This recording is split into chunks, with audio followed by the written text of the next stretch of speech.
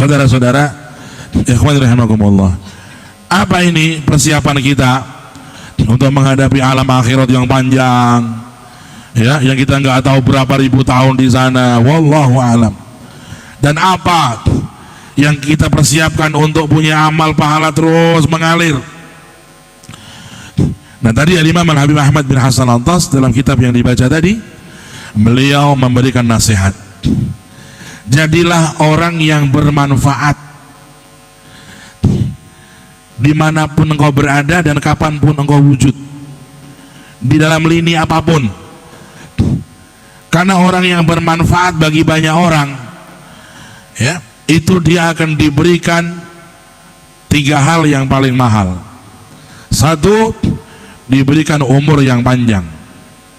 Qala ta'ala, fa'amma ma yanfa'un nasa fayamkuthu fil ard. Dari ayat ini para ulama menyimpulkan, orang itu kalau hidupnya manfaat bagi umat, manfaat bagi masyarakat, biasanya Allah menjadikan umurnya awet, hidupnya awet, hidupnya panjang, umurnya panjang. Kenapa? Karena orang yang bermanfaat itu banyak yang mendoakan. Orang yang bermanfaat dengan hartanya, lomo, dermawan, sedekahnya banyak bantu orang, maka di sudut-sudut rumah dalam kegelapan malam mereka berdoa, ya Rab, Pak Haji Fulan di kampung ini selalu bantu kami, orang-orang yang gak mampu, berikan berkah hartanya, berikan mudah urusannya, panjangkan umurnya. Subhanallah. Orang yang bermanfaat dengan ilmunya, mengajak orang untuk taubat, mengajak orang untuk persiapan akhirat, mengajak orang untuk mengenal agama Allah, mengajak orang untuk mengagungkan Allah, mengajak manusia untuk meninggalkan maksiat, ikhlas, akan dipanjangkan umurnya, diberikan umur yang panjang. Ayat tersebut memberikan semangat kepada kita agar kita berusaha menjadi orang yang manfaat. Jangan sampai kita hidup kurang manfaat bagi orang lain. Kalau perlu kita tuh menawarkan. Ada orang yang mungkin mau ngangkat barang gak kuat, kita nawarin, Mas, kalau bantu nggih? Boleh saya bantu ya? Oh boleh. Kita manfaat. Kalau kita ngelihat ada orang mungkin buta mau nyeberang jalan, kita mungkin ngelihat dia sendirian, kita bisa turun dari motor dan kita bermanfaat bagi orang tersebut untuk menuntun dia menyeberangi jalan. Kita sedang etikaf di masjid, ada orang masuk mungkin dari luar kota, Pak, saya ini cari rumahnya Fulan bin Fulan, mau cari rumahnya Pak Devri, takmir masjid kok nggak ketemu, saya bisa dibantu nggak? Tinggalin etikafnya, bantuin, anterin, Pak saya anter, saya tahu rumahnya. Jangan hanya diterangkan, oh itu pada rumah nomor sekian, ya bagus juga, tapi lebih afdal kita bangun tinggalkan etikaf. Pak saya antar, Bapak orang mana? Oh saya orang jauh, orang Jambi, orang Aceh atau orang Jakarta. Oh ya, saya antar Pak, kita antar ke rumahnya sampai selesai kita balik. Itu lebih afdal. Kenapa? Karena kita berjalan untuk hajat orang itu manfaat. Banyak orang kalau ibadah diganggu orang yang minta tolong, dia merasa terganggu, ya. Mungkin tanya kamar mandi, orang jawabnya sewot. Pak mohon maaf kamar mandinya di mana? Jawabnya kadang-kadang kurang baik atau kurang senang. Mestinya dia senang, bangun, Qurannya ditutup dulu, ibu belum tahu ya, orang luar kota, iya ini Bu saya antar kamar mandinya sini, tunjukin di kamar mandinya, ini untuk itu, biar senang orang itu, manfaat. Ibnu Abbas sahabat Nabi sedang iktikaf di masjidnya Nabi, bukan masjid Muhajirin, masjidnya Nabi di Madinah. Berapa pahalanya itu iktikaf di masjid Nabawi itu? Datang satu orang minta tolong, saya punya hajat mau ketemu satu orang begini, bisa bantu saya? Langsung Ibnu Abbas berdiri mengantar orang itu. Setelah selesai pulang ke masjid, ditanya oleh muridnya, wahai syekh, wahai guru, jenengan kok capek-capek mengantar orang itu, kan sedang iktikaf baca Quran, Kata Ibnu Abbas, sesungguhnya berjalan bermanfaat kepada saudara, mengantarkan hajatnya, menyelesaikan hajatnya lebih utama dari itikaf di masjid ini 1 tahun. 1 tahun itikaf di Masjid Nabawi kalah dengan pahala kita mau jalan capek-capek ngantar hajat saudara kita. Ada orang mungkin kecelakaan, nggak ada yang ngantar ke rumah sakit, kita anterin. Ada mungkin orang perlu bantuan, kita setirin untuk ke rumah sakit atau kontrol, kita bisa, kita bantuin. Qala Nabi sallallahu alaihi wasallam, man istata'a an yanfa'a akhahu falyanfa'hu. Barang siapa yang bisa bermanfaat kepada seseorang, maka hendaknya dia memberikan manfaat kepada orang itu. Dalam hadis yang lain, khairun nas anfa'uhum linnas. Sebaik-baik manusia adalah orang yang paling bermanfaat kepada manusia. Saudaraku rahimakumullah, dan orang yang hidupnya penuh manfaat diberikan sembuh dari sakitnya. Sembuh dari sakitnya. Dan ini eksperimen. Orang kalau sakit, dengan kalau sakit Pak, berjanji kepada Allah, berniat, ya Rabb, saya sakit parah ya Allah, dokter memvonis saya akan sakit begini, begini, begini. Dokter bisa memprediksi, tapi yang punya keputusan hanya Allah. Kalau jenengan niat, ya Rabb saya berniat, kalau saya nanti ini sehat, saya akan gunakan hidup saya manfaat bagi kaum muslimin ya Rabb. Di samping ibadah-ibadah wajib saya akan banyak manfaat. Sudah pensiun, saya kepingin nyapu-nyapu masjid, walaupun gak digaji gak apa-apa, saya kepingin manfaat. Saya kepingin mewakafkan umur untuk pesantren, untuk masjid, untuk majelis ta'lim. Subhanallah. Orang yang sakit kalau sudah tawasul, dia akan menjadikan sisa umurnya untuk manfaat, sembuh sakitnya. Kata dokter nggak akan sembuh, Allah mau sembuh, ya sembuh. Alladzi khalaqani fahuwa yahdin, walladzi huwa yut'imuni wa yasqin, wa idza maridtu fahuwa yashfin. Itu akidah muslim begitu. Kalau kita sakit, yang nyembuhin Allah. Obat perantara, dokter perantara, ulama baca doa pakai air perantara. Hakikatnya itu yang menyembuhkan Allah. Kalau Anda meyakini yang menyembuhkan penyakit Anda itu obat, Anda syirik. Oh saya itu sembuh dengan obat. Loh Allah bukan obat. Oh syirik sampean. Yang menyembuhkan Allah, perantaranya obat. Ada orang didoain air pakai kiai ulama baca doa, diminumkan sembuh. Yang menyembuhkan bukan si kiai, hanya perantara saja, sama dengan dokter. Hanya ini medis, ini agamis, doa. Ini umum, ini syar'i. Itu bedanya. Hakikatnya yang menyembuhkan Allah. Maka kalau kita tuh divonis dokter sakit begini, dan katanya mau mati, waduh, apalagi sampai mengatakan saya suka kemis kliwon mati mbah, waduh, ya. Kadang-kadang dokter kan ada yang mungkin karena sayang, mereka tuh terus terang, ya mereka punya kewajiban untuk menjelaskan, ya. Tapi ngina dokter niku saya ini yang maringi harapan, ya ampun terus terang. Ya terus terang mungkin wong sing lara tambah stres niku mungkin gitu. Ya, dokter yang bijaksana, yang sudah pengalaman, yang hatinya lembut, itu pasti bijaksana. Wong periksa sudah betul-betul akut sakitnya, sudah stadium 5 kankernya, udah harapannya tipis, tetap kasih harapan.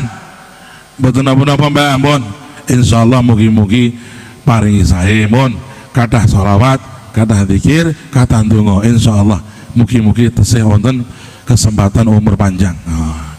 Itu dokter yang baik. Jangan sampai dokter itu karena setengah ilmu, setengah pengalaman, terus terang di backshot mantau mawon mbah benjang setu dengan mati tenan sesuk gitu. Kuden gitu. Itu.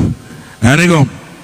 Jadi orang divonis akan mati, akan begini. Jangan takut, kita punya Allah. La tahzan, innallaha ma'ana. Jangan sedih, Allah bersama kita. Tapi jangan tuh Allah bersama kita, kita bersandar, kita nganggur, berpangku tangan, niat, ya Rabb, aku nangis kepadamu di malam ini. Engkau yang maha kuasa, Engkau yang maha menghidupkan, Engkau yang maha menyembuhkan. Kalau aku sembuh dari sakit ini, akan kujadikan sisa hidupku untuk manfaat bagi banyak orang-orang masyarakat, untuk manfaat kepada agama. Saya akan banyak di masjid sambil ibadah, bersih-bersih masjid, ngurusi apa yang perlu diurusi di masjid. Ini niat-niat semacam ini akan menjadikan orang panjang umur. Sampai ada satu kisah zaman dulu, namanya Imam Zamakhsyari, atau ulama yang lain mengatakan Imam Baydhawi. Ada satu ulama namanya Imam Baydhawi. Imam Baydhawi itu beliau meninggal dunia, tapi matinya mati suri. Mati suri kata saya. Ada orang mati hanya 1 hari hidup lagi, ada orang mati hanya setengah jam hidup lagi. Di Purwodadi saya punya tetangga Pak, dia pernah mati setengah hari, sudah ketemu malaikat, sudah lihat neraka dia, makanya sholatnya khusyuk. Oh kawani maksiat, pernah mati setengah hari masih hidup. Kalau cerita tuh saya kadang-kadang kalau lagi malas baca kitab, ngurung-ngurung cerita nih, wah cerita-cerita lek, cerita pas dia mati itu, subhanallah, mati suri. Imam Baydhawi itu meninggal dunia, datang murid-muridnya, datang keluarganya, istrinya nangis. Jenazah kalau sedang berada disemayamkan di rumah, itu ruhnya masih menunggu jasadnya. Makanya orang itu kalau ada orang meninggal dunia dan ada orang melayat bertakziah, itu ruhnya si mayit masih di situ. Tahu dia, oh ki koncoku, oh ki sedulurku, ki pakdiku, oh ki paklikku, tahu dia. Sampai kalau sudah dimakamkan, baru ruhnya nanti akan Allah tentukan kemana. Tapi sebelum dimakamkan tuh mayit, ruhnya nungguin jasadnya. Ketika disemayamkan, ruhnya di situ. Ketika dimandikan, ruhnya di situ. Ketika dibawa di keranda, itu mayatnya, ruhnya ikut. Imam Al-Baydhawi meninggal dunia, anaknya kumpul, istrinya kumpul. Mereka baca Yasin apa, diurus jenazahnya, dimandiin, selesai. Sampai di alam kubur, Imam Baydhawi hidup. Allah menghidupkan. Di Al-Quran ada kisah namanya Uzair, mati 100 tahun hidup lagi. Au kalladzi marra ala qaryatin wa hiya khawiyatun ala urushiha qala anna yuhyi hadhihi Allahu ba'da mautiha fa amatahu Allahu 100 amin thumma ba'atha. Ada orang namanya Uzair dari kaum Yahudi, dimatikan oleh Allah 100 tahun hidup lagi Pak. Allah mampu, Allah bisa yuhyi wa yumit, menghidupkan yang dia mau, mematikan yang dia mau. La ilaha illallah. Imam Baydhawi di alam kubur hidup. Ya Allah, iki aku nak nong kene pirang-pirang jam mati iki kok. Dia nadar nih, barokahnya niat. Kalau orang mau niat manfaat, Allah berikan pertolongan. Ya Rabb, saya nadar, kalau saya bisa keluar dari kuburan ini selamat, bisa hidup lagi seperti biasa, saya bernadar akan menulis karya ilmiah di dalam bidang tafsir Al-Quran. Subhanallah, Imam Baydhawi selesai dimakamkan. Itu ada zaman dulu di orang-orang Arab itu, karena zaman-zaman paceklik, mereka itu sering membongkar kuburan, terutama kalau yang meninggal itu orang-orang yang punya duit, ya, atau orang-orang yang punya kekayaan, itu makamnya dibongkar. Mereka mencari sesuatu yang bisa dimanfaatkan dari mayit itu tadi. Datang 4 orang, weh, itu yang mati wong terkenal lagi, ayo kita bongkar kuburannya. dibongkar tuh kubur, baru ditinggal baru berapa menit, ditinggal datang mereka bongkar. Biasanya mereka dapat mayit sudah mayit, lagi dibongkar apa-apanya dibuka, uangnya metu berjungul kabur. Tapi Imam Baydawi akhirnya selamat. Allah punya begitu caranya, Allah menjadikan sebab. Wa ja'alna likulli syai'in sababa. Imam Baydawi akhirnya selamat, keluar dari kuburan, pulang ke rumah, orang semua teriak, hidup lagi Imam Baydawi. Tapi dia memenuhi janjinya, menulis kitab tafsir terkenal di dunia, Tafsir Al-Imam Al-Baydawi. Ada 5 jilid kitab tafsir yang berkualitas, berjanji kepada Allah untuk bermanfaat, menjadi wasilah kabulnya suatu hajat. Ya, sampai teman-teman di proyek-proyek kalau bisnis itu kalau kasih nasihat, ya tahu Mas Fulan, Pak Fulan, jenengan kalau ada proyek-proyek kepingin gampang, kepingin selamat, barokah, jangan berbisnis hanya untuk diri sendiri, berkahnya kurang. Setiap bisnis, setiap proyek niatkan untuk manfaat bagi kaum muslimin. Di luar zakat, zakat sudah jelas 2,5%. Di luar zakat niatkan 5% untuk pesantren, untuk masjid, untuk kaum muslimin fakir miskin, untuk orang-orang yang mau menikah. Ya. Kalau niku mulai tahun 2010 kepingin mendirikan yayasan pernikahan Indonesia. Mun kula sampai ke toko-toko tapi belum terlaksana. Karena saya prihatin banyak pemuda mau nikah nggak punya duit. Itu pakai loh kata wajah gitu. Padahal fitnah begitu besar, tontonan begitu vulgar, bagaimana pemuda nggak terombang-ambing dengan syahwat?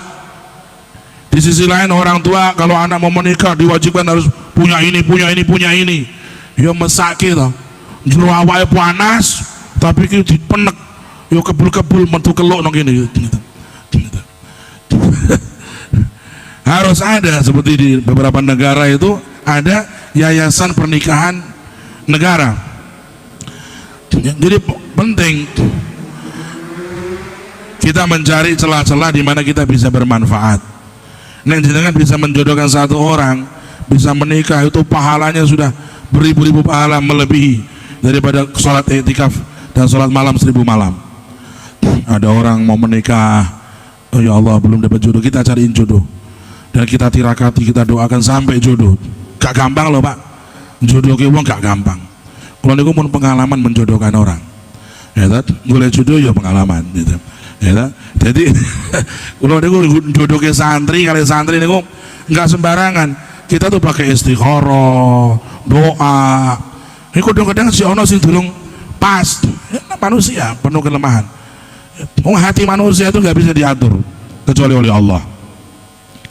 Ya, artinya salah satu kemanfaatan kalau kita bisa itu ada harta, ada uang, ya, ada proyek besar, bagi proyek besar ini bisa dialokasikan sebagian untuk sumbangan atau subsidi orang-orang yang akan menikah biar dimudahkan nikahnya. Di Saudi saya salut, itu ada yayasan pernikahan tiap tahun menikahkan hampir 1000 orang Pak, dijodohkan, kasih rumah, kasih modal untuk hidup. Masya Allah, luar biasa itu pahalanya itu. Moga-moga diparingi presiden sing iso mikirno iki kok ya. Allahumma amin itu. Ra ngerti aku sapa ngono gitu. Ya, penting ini Pak, karena banyak kemaksiatan dari akibat pemuda nggak bisa nikah Pak. Betul Pak. Dan ini masalah satu program Yahudi. Orang-orang Yahudi, orang-orang Nasrani itu, orang-orang yang ingin merusak Islam itu, mereka menyebar gambar-gambar porno, film-film porno di setiap HP anak-anak kita. Terus disebar di pemikiran anak-anak kaum muslimin dan orang-orang Islam bahkan. Orang tua melarang anaknya menikah kecuali sudah punya begini, punya begini, punya begini. Akhirnya kan tidak ketemu. Ini perlihat yang dilihat semua serba membangkitkan syahwat, di sisi lain syahwatnya bangkit, tapi ini tekanan begitu besar. Akhirnya anak dalam kondisi depresi, tekanan berat. Ujung-ujungnya setan datang, maksiat. Ada maksiat yang namanya istimna, onani. Berapa penyakit yang akan terjadi dari onani itu? Ada yang namanya kumpul kebo, ada yang namanya perzinaan, ada yang namanya perselingkuhan. ini akibat kita kurang perhatian masalah bagaimana membantu anak-anak muda kita untuk dimudahkan menikah. Niki kula sasi Recep mulane kula semangati wong sasi Recep termasuk sasi sing apik. Kula niku riyen bocoran-bocoran. Kula niku riyen dadi nganti sasi Recep gitu. Ya Recep niku sasi apik. Ndang mantu muga-muga ndang mantu ya Rabb ya Allah amin Allahumma amin. Sing saleh-saleh amin Allahumma amin ya rabbal. Jadi Bapak Ibu, kalau kita mau kepingin punya bekal yang hebat di hari kiamat, jadikan hidup kita manfaat, niatkan manfaat dengan harta, dengan ilmu, dengan apapun kita bermanfaat sehingga menjadi wasilah untuk panjangnya umur dan menjadi wasilah sembuhnya kita dari semua penyakit. Amin Allahumma amin ya rabbal alamin. Nah, untuk amal-amal di akhirat ya, ada 3 amal yang paling hebat. Satu, wakaf. Ya, wakaf ini akan menjadikan seseorang seperti beramal ribuan tahun. Ya, ada orang wakaf gedung, ada orang wakaf tanah, maka pahalanya mengalir sampai kapanpun juga. Sampai kapanpun juga. Selama tempat itu masih digunakan, maka bermanfaat, maka berpahala, mengalir, memproduksi pahala bagi orang yang wakaf. Karena itu kalau ada orang menawarkan wakaf-wakaf dan kita ada harta, jangan malas-malas. Jangan malas-malas, Pak. Segera beli surga dengan harta kita. Oh, ada tanah mau dibeli untuk pesantren 1 meter 3 per juta, ikut untuk diri kita beli, untuk istri kita beli, mungkin anak kita sudah meninggal atau orang tua kita belikan atas nama dia. Sungguh beruntung orang yang bisa wakaf itu, karena pahalanya nggak akan putus. Dan wakaf ya, ini termasuk bekal akhirat yang tidak akan putus. Coba lihat seperti Sayyidina Utsman bin Affan yang sampai sekarang ini Khalifah Nabi yang ketiga, Sayyidina Utsman, rekeningnya itu masih ada itu. Sayyidina Utsman itu beli sumur dari seseorang Yahudi dan diwakafkan kepada kaum muslimin, dan juga kebun korma sampai sekarang itu masih menghasilkan. Yang namanya wakaf nggak bisa dirubah-rubah sampai hari kiamat. Sayyidina Utsman bin Affan. Ada satu jamaah haji dari Aceh. Orang-orang Aceh itu beruntung, kalau pergi haji dia dapat bonus dibanding jamaah Indonesia yang lain. Jadi jamaah Indonesia lain dapat kembalian 1.500 real, Aceh masih tambahan lagi 1.000 real. Jadi 2.500. Lu kok bisa? Kurang lebih. Kenapa? Karena ada satu gedung di Mekah, itu disebut gedung Aceh, diwakafkan untuk jamaah haji Aceh. Setiap orang yang datang pergi haji ke Mekah dari Aceh, dia berhak mendapatkan uang 1.000 real kurang lebih dari hasil penyewaan rumah gedung itu, apartemen itu. Padahal nyewa gedung itu udah hampir 50 tahun yang lalu. Tokoh-tokoh Aceh yang di Mekah, mereka punya satu ide cemerlang, beli tanah, bikin gedung, diwakafkan atas nama jamaah haji Aceh. Begitu manfaatnya, sudah 50 tahun masih manfaat. Nah, kalau kita lihat tuh wakaf yang di Masjid Kauman, Bondo Kauman itu, wakafnya Sunan Pandanaran, itu berapa puluh hektar itu, yang kemudian sebagian tanahnya dihibahkan kepada MAJT. MAJT dibangun di tanahnya wakaf Kauman, dihibahkan oleh Masjid Kauman kepada MAJT. Sudah berapa ratus tahun, dari zaman bagian Pandanaran sampai sekarang itu mungkin 300 tahun lebih ya, karena Sunan Kalijogo itu 1.500 sekian, Sunan Kalijogo 1.500 lebih sekian, itu bagian Pandanaran muridnya Sunan Kalijogo. Jadi itu sudah 400 tahun itu barang-barang wakaf itu berumur sekian ratus tahun terjaga, pahala yang ngalir, nggak ada selesainya, nggak ada berhentinya. Maka ya, perbanyak wakaf ya apabila kita mampu. Yang kedua, banyak menyebarkan nasihat agama dan ilmu agama kepada anak, kepada istri, kepada kerabat, kepada ponakan. Kita sekarang ngaji di sini, saya minta tolong nih, kalau pulang jangan disimpan ilmunya, Pak. Naik kondur ilmunya mau disimpan, Bu. Ilmu ini udah disimpan kurang manfaat. Ketemu sama dulur cerita, Bu, tak cerita nih, ono cerita wapi apa tuh, Bu? Ono wong mati urip neh jenenge Imam Baidawi, ceritanya gini. Ceritake Orang itu kalau dapat ilmu diceritakan. Orang yang mendapat ilmu dari kita itu dia menceritakan kepada yang lain. Nanti yang lain menceritakan kepada yang lain. Kita sudah mati, ilmu itu menyebar, kita tetap dapat pahala sampai hari kiamat. Makanya kiai ulama itu kalau yang namanya cari pahala, paling kuat dia. Karena dia mengajarkan ilmu itu lillahi ta'ala. Dan orang-orang yang mendapat ilmu tadi menyebarkan kepada yang berikutnya, setelahnya, generasi demi generasi, nggak ada putus. Dan kita bisa, yang namanya mengajarkan agama nggak harus kiai, memberikan nasihat nggak harus ulama, yang namanya dakwah nggak harus ustadz. Setiap muslim berdakwah, setiap muslimah berdakwah, setiap seorang mukminah berdakwah. Apalagi sekarang banyak, dengan YouTube bisa, dengan Facebook bisa, dengan status HP bisa. Ya, kita pasang status HP kita tuh pengajian majas, itu udah pahala besar itu. Ada teman-teman kita lihat, ada nih ngaji, pahala. Maka jadikan diri kita mengajak kepada kebaikan. Dalam hadis Nabi, aw ilmin yuntafa'u bihi. Dan yang ketiga terakhir, yang menjadikan amal pahalanya nggak putus sampai hari kiamat, pendidikan keluarga anak-anak kita. Anak kita tanamkan sholatnya yang baik, tanamkan Quran.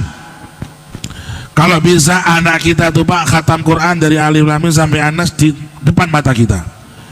Nah, dulu ibu khatam Quran 30 juz sama kakek. Sekarang ibu kepingin kamu khatam Quran dengan ibu. Masya Allah, tabarakallah, hadza huwa. Itu pendidikan. Hai putraku, dulu kakek ayahmu ini khatam Quran dari nenekmu. Alif Lam Mim, Fatihah Alif Lam Mim sampai An-Nas. Kau harus khatam Quran di depan ayah. Harus begitu. Itu namanya pendidikan. Lalu pendidikan akhlak, pendidikan adab, pendidikan ketakwaan kepada Allah. Ini kalau nanti kita didik kepada anak-anak kita mendidik cucu kita mendidik cicit kita mendidik buyut, dan seterusnya, maka pahalanya kita mendapatkan double seperti MLM, double pahala, nggak akan putus dari pendidikan keluarga. Maka perhatikan Bapak Ibu, pendidikan keluarga ini yang terakhir diwasiatkan Nabi sebelum meninggal dunia. 2 wasiat yang paling akhir, salat, jaga salat, dan jaga keluargamu. Wasiat terakhir Kanjeng Nabi Muhammad sallallahu alaihi wasallam.